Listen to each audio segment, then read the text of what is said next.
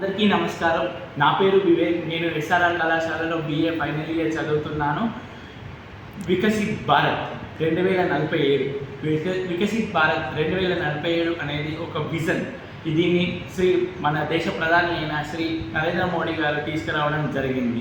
ఈ వికసిత్ భారత్ అనేది 11 December 2023లో video conference ద్వారా వెలుగులోకి తీయడం జరిగింది. దీనికి ఒక 4 పిల్లర్స్ ఉంటాయి. అందులో ముఖ్యంగా ఫస్ట్ది యువత, సెకండ్ది ఉమెన్, మూడోది ఫార్మర్స్, నాలుగోది పూర్.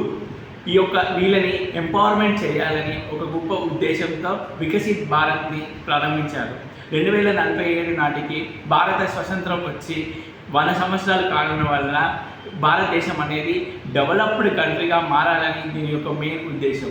దీని యొక్క మెయిన్గా దేని మీద ఫోకస్ చేయాలి అంటే education, education, health and infrastructure, technology మీద బాగా చేయాలని నేను కోరుకుంటున్నాను.